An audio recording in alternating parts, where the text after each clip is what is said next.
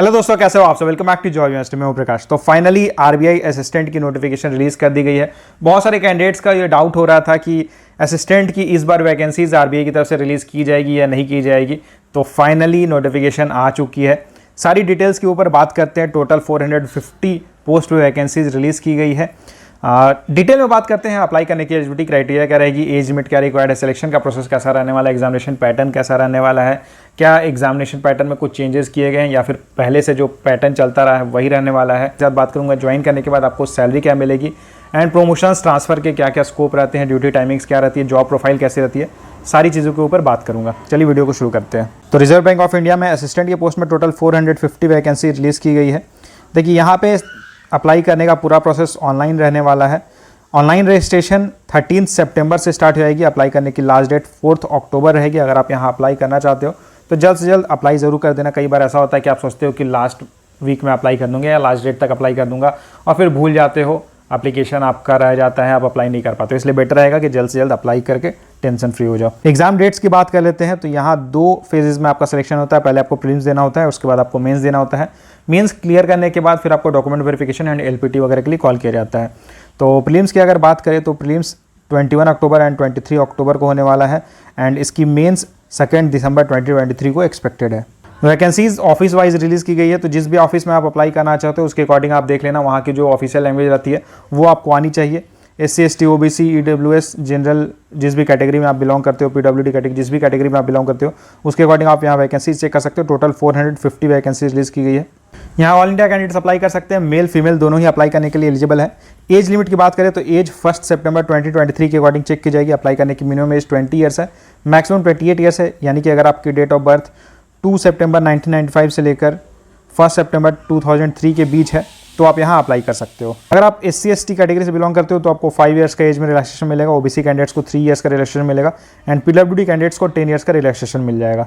Education qualification की बात करें तो एजुकेशन 1 सितंबर 2023 या उससे पहले तक की आपके पास रहनी चाहिए, यानी कि आपके पास सर्टिफिकेट रहनी चाहिए मार्क्स की।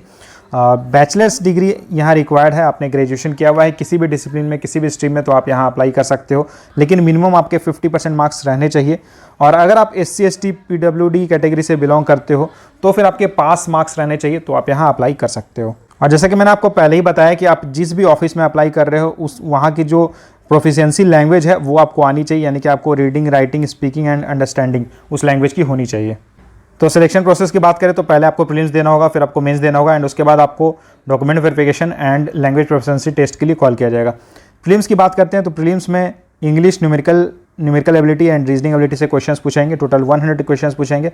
मैक्सिमम मार्क्स 100 रहेगा एंड यहाँ पे सेक्शनल टाइमिंग भी रहती है। टोटल 60 मिनट्स का आपके पास समय रहेगा और हर सेक्शन के लिए 20 मिनट्स का टाइम रहता है। प्रीलिम्स क्वालिफाई करने के बाद आपको मेंस के लिए कॉल किया जाएगा और मेंस में reasoning, English language, then numerical ability, general awareness, computer knowledge से क्वेश्चंस पूछेंगे। टोटल 200 क्वेश्चंस पूछेंगे। मैक्सिमम मार्क्स 200 रहेगा एंड यहाँ पे भी सेक्शनल टाइमिंग रहती है। टोटल 135 मिनट्स का आपका एग्जाम रहता है। मेंस क्वालिफाई करने के बाद आपको लैंग्वेज प्रोफिशिएंसी टेस्ट के लिए कॉल किया जाता है एंड एनेक्सर 4 में आप जाकर देख सकते हो कि यहाँ पे किस ऑफिस के लिए या किस स्टेट के लिए कौन सी लैंग्वेज आपको आनी चाहिए।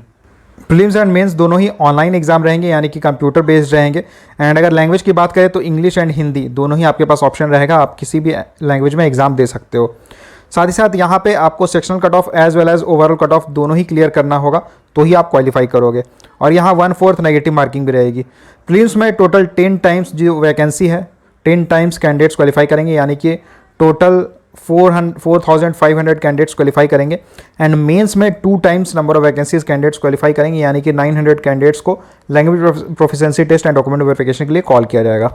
और अगर फाइनल मेरिट लिस्ट की बात करें तो जो फाइनल लिस्ट बनेगी ये आप मेंस में जो मार्क्स स्कोर करते हो उसके बेसिस पे बनेगी। लेकिन आपने LPT क्वालिफाई किया हुआ है, आपके सारे डॉक्यूमेंट्स सही है तो ही फिर आपको फाइनल ज्वाइनिंग वगैरह मिलती है। एग्जामिनेशन सेंटर की बात करें तो ये जो वैकेंसी ये ऑल इंडिया लेवल पे निकली हुई है।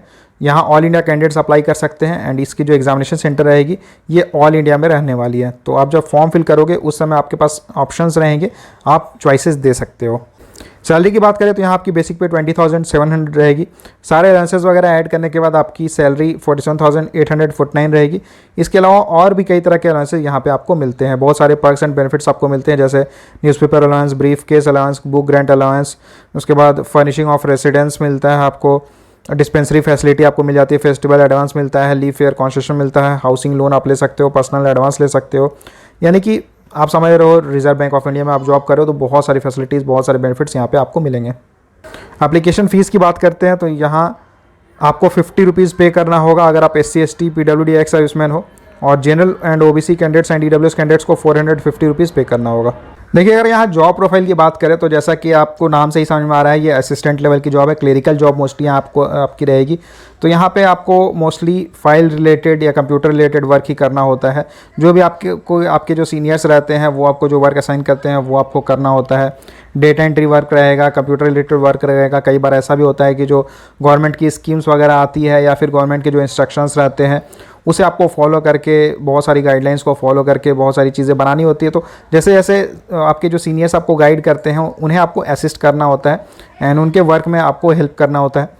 और साथ ही साथ अगर बात करें तो यहाँ पे जो आपकी जो जॉब रहती है इसमें कोई फील्ड वर्क वगैरह नहीं रहता है, यहाँ पे आपको डेस्क जॉब ही करना होता है। ड्यूटी टाइमिंग्स की बात करें तो नॉर्मली आपकी 9 to 5 की जॉब रहेगी। मंडे टू फ्राइडे ही ऑफिस रहती है, सैटरडे संडे कम्प्लीटली आपको ऑफ मिल जाता है। इसके अलावा कई तरह के आपको कैजुअल लीव्स मिल जाते हैं, आर्ड लीव्स मिल जाते हैं, सिक लीव मिलता है, और भी कई तरह के जो जितने भी फेस्टिवल्स रहते हैं सब में आपको लीव्स मिल जाता है। तो लीव्स भी काफ़ी अच्छे खासे आपको यहाँ पे मिल जाते हैं।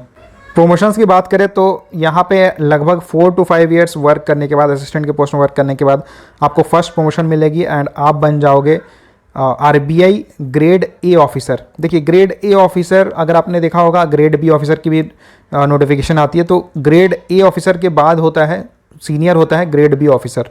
तो जब आप ग्रेड A ऑफिसर बन जाओगे उस समय भी आपकी सैलरी बहुत अच्छी हो जाती है एंड उसके बाद जब नेक्स्ट प्रमोशन मिलेगी आपको तो आप ग्रेड B ऑफिसर बन जाओगे।